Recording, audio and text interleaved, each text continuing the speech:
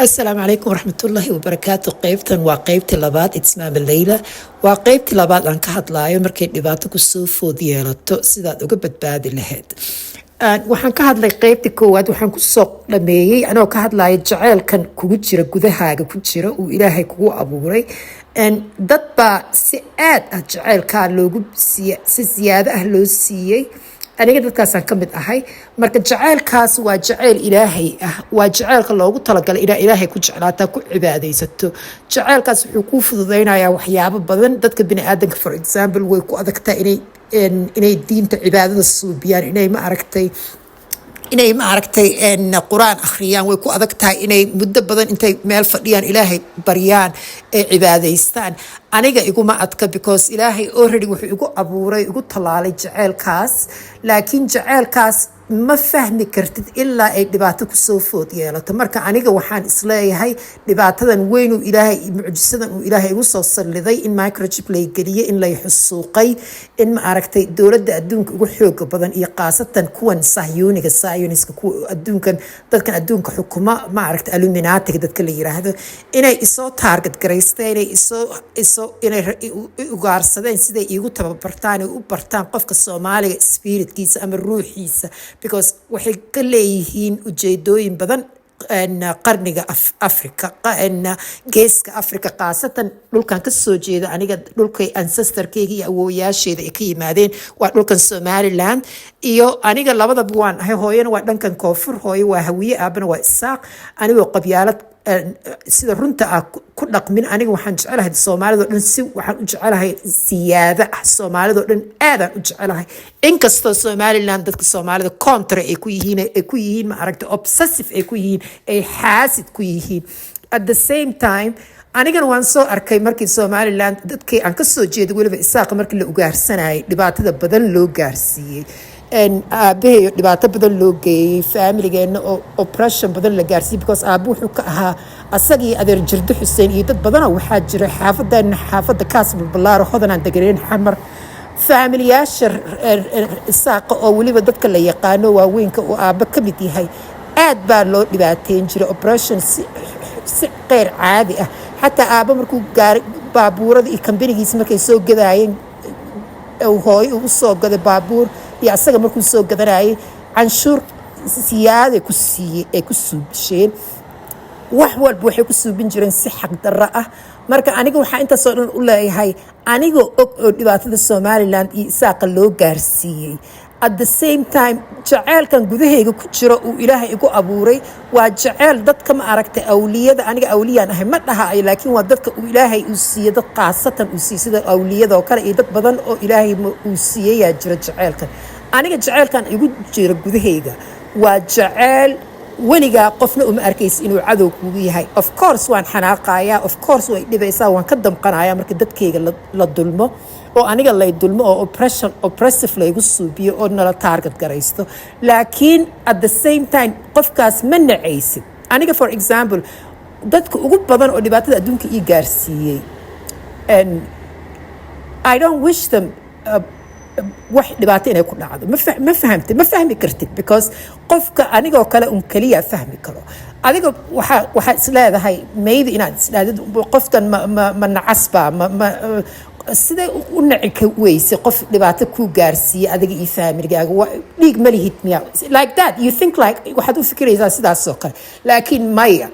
ma fahmi kartid because adiga ma lihid waxaan aniga leeyahay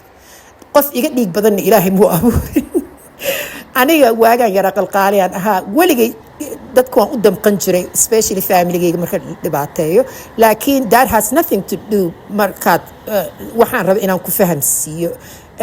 waxyaabo waxaa jira horta inaan idiin sheegaan rabaa waxyaabo badanoo waxaa jira uu ilaahay dadka siiyo oo la sharxi karin mii maqashaa waxyaabo waxaa jira oo aadan sharxi karin sharxiga way ka weyn tahay fasiraadda way ka weyn tahay ilaahay wuxuu fahamsiiyaa kaliya qofka ugu talagalay inuu fahmo because waa sirarka adduunkan nolosha ku jirto ilaahay cilmi qayb buu sheegay inay jirto wuxuu kaloo yiraahday ulul albaab dad waxaa jira oo gatekeepers ah dadku ilaahay ulul albaab quraanka in badan ku sheegay waa dadka ilaahay xikmadda siiya suuratul baqara ku jirta ilaahay markuu noogu sheegay wuxuu yiri ilaahay dad baan xikmad siiye dadkan xikmadda siiyana waa dadka ugu nasiibka badan waa waxa ugu fiican oo aan dadka siiyo marka xikmadda aniga ma dhahay ilaahay xikmad buu isiiye laakiin ilaahay wuxuu isiiye waxyaabo aan la sharxi karin waxyaabo adag in oo afka qofka bini aadanka aad u sharaxdid waxaad kaliya tusi kartaa qofka ficil baad ku tusi kartaa for instance tusaalan soo qaadanaya qof dhibaato kugu suubshay uu qofkaas uu islahaa dhibaatadan qofkan kama soo bixi doonto hayaay qofkan dhibaatadan ku suubinayo asoo u bareersan qofka inuu dhibaato kugu suubiye dhibaatada intaad ka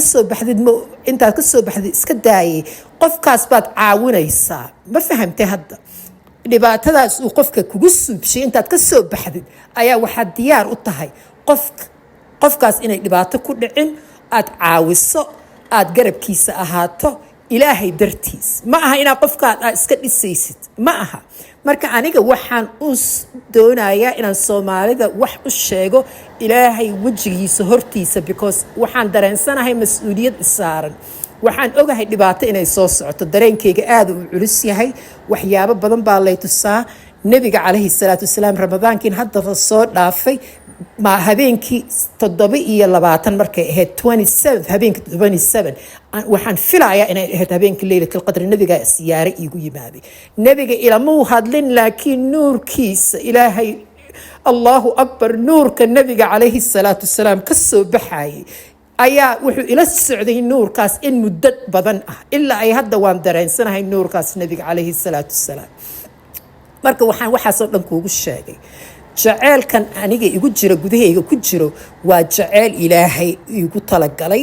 dhibaato weyn dadka jaceelkan la siiyo dhibaato weyn baa la soo food yeelato waa dadka la dhibo waa dadka la dulmo waa dadka lagu xadgudbo dadkaas inta badan ilaahay baa jaceelana gudahaaga ku jiro jaceelkaasna looguma talagalin inaad ku spend garaysid ku maaragtay ku qasaarisid waxyaabo aan faa'iido lahayn because precisely that's what happens markaadan spiritual aad ahayn aad ilaahay isku xirin aad quraanka akhrinin jaceelkaas waxaad ku isticmaalaysaa waxyaabo badan oo xitaa dambi ah sometimes because wuxuu manifestation ku sameyn karaa wax walba doonaysid waa helaysaa wax walba doonaysid waxyaabo badan oo dunyaawi ah oo materialist ah way ku imaanayaan marka aniga waxaa lay tusay nolol adag laygu suubiyey anigoo cilmi badan leh oo jaamacad ka soo baxay oo wax aad maaragtay active ah oo resume-gayga ilaahay u og yahay siduu u fiican yahay ayaa wax walba layga xirxiray operation bay geliyeen markay microchip geliyeen sida igu adkeeyaan inaan lacag badan sameeyaan wadanka uga cararo wax walba way igu adkeeyeen marka ilaahay baan isku xiray markay ahayd 26 November 2024 waan maalintan tooba keenay maalintaas aan tooba keenay ilaa ay hadda quraanka igama tago suuratul baqara iyo suuratul kahf every day waan akhriyaa marmar uu iga tago way jirtaa astaghfirullah alazim bil walbana quraanka waan dhameeyaa laakiin bishan oo sanadka caadiga oo bisha gaalada kama hadlaayo bisha dayaxu markuu buuxsamay ilaa iyo dayaxa marka kale uu buuxsamayo quraanka from cover to cover waan dhameeyaa from alhamdulillah suuratul baqara ilaa suuratul nas qul a'uudhu birabbin nas waan wada dhameeyaa marka intaas soo mar baan quraanka dhameeyay salaamu calaykum qaybta saddexaad dhageysta